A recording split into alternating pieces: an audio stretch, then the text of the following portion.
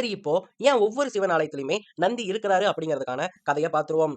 முன்னொரு காலத்துல தமிழகத்தில் இருக்கக்கூடிய திருவையாறு அப்படிங்கிற தலத்துல சிலோத முனிவர் அப்படிங்கிறவர் வாழ்ந்துட்டு இருந்தாரு. இவருக்கு வீரகவியர் அப்படிங்கிற பெயருமே இருந்துச்சு. இவருக்கு சித்திரவதி அப்படிங்கிற ஒரு மனைவியும் இருந்தாங்க. 2 பேரோட வீட்டுக்குமே சப்தரிஷிகள் ஒரு நாள் உணவு உண்ண வந்தாங்க.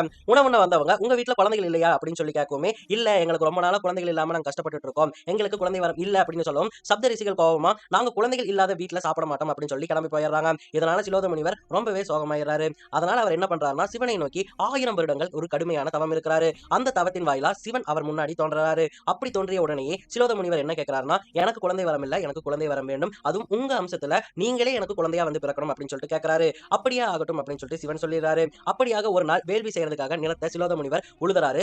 அப்படி அந்த நிலத்தை தோண்டும் போது அந்த நிலத்துக்குள்ள ஒரு தங்க பெட்டியானது இருக்கு. அந்த தங்க பெட்டியை திறந்து பார்க்கும்போது அந்த தங்க பெட்டிக்குள்ள 3 கண்களோட மாட்டின் உருவத்துல ஒரு குழந்தையானது இருக்குது. எல்லாருமே இது அசுரனின் குழந்தை அப்படின்னு சொல்லிட்டு பயந்து போய் சொல்ல சிலோத முனிவரும் அதை மூடிறாரு. அப்ப திடீர்னு வானத்திலிருந்து ஒரு அசரீரி குரல் கேக்குது. அந்த குரலானது, சிலோத முனி உனக்கு நான் தரக்கூடிய வரம் இதுதான், அந்த பெட்டியை திரும்பவும் திறந்து மூடு அப்படின்னு சொல்ல சிலோத முனிவரும் அதை திறந்து மறுபடியும் மூடுறாரு. அப்படியாக 2வது முறை திறக்கும் போது அந்த மாட்டின் உருவத்தில் இருந்த குழந்தையானது ஒரு அழகிய குழந்தையா உருமாறுது.